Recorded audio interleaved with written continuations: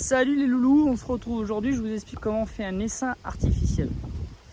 Alors, j'ai deux ruches qu'on voit ici, on les voit pas très bien, je suis désolé, il y a du vent.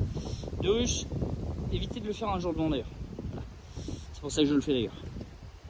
J'ai prélevé dans la ruche violette, qui est celle qui est la plus productive, qui a pas essaimé sur les trois, donc qui a une meilleure génétique sur plein de trucs, et qui bombarde à fond, quoi. On prélève dedans. On y met, donc on prélève dans cette ruche là un cadre de miel de bouffe, d'alimentation, un cadre de miel et de pollen, ce qui va nous aider à créer la future reine, un cadre de cellules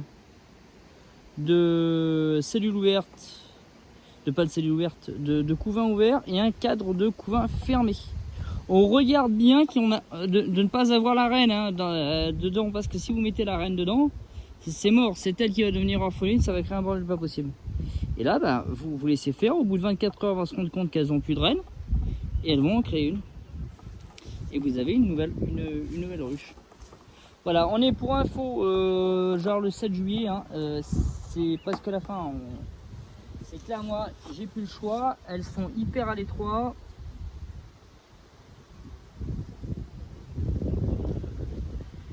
Donc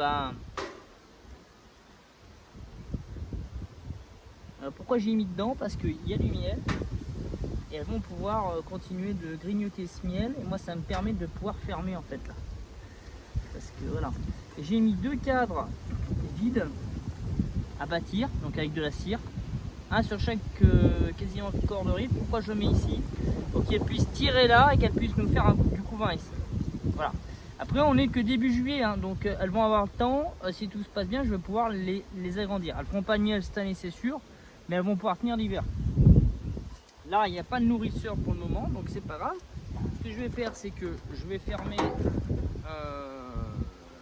tranquillement comme ça.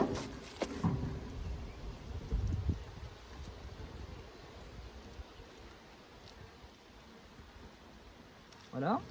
Et je vais revenir dans 2 minutes, parce que je vais aller dans la ruche qui est juste derrière, aller chercher un couvre-cadre, parce que j'en ai pas. Voilà. C'est pas compliqué, et au bout de quelques jours, elle va se rendre compte qu'il n'y a plus de... Au bout de 24 heures, 48 heures, elle va se rendre compte qu'il n'y a plus de reine, et par déduction, elles vont en prendre une. Et là, à surveiller, vous allez trouver les cellules royales. Voilà. Voilà les loulous. Alors naturellement, vous sélectionnez la ruche qui est la meilleure chez vous, Sinon ça sert à rien, si vous prenez la plus carnassière, vous allez reproduire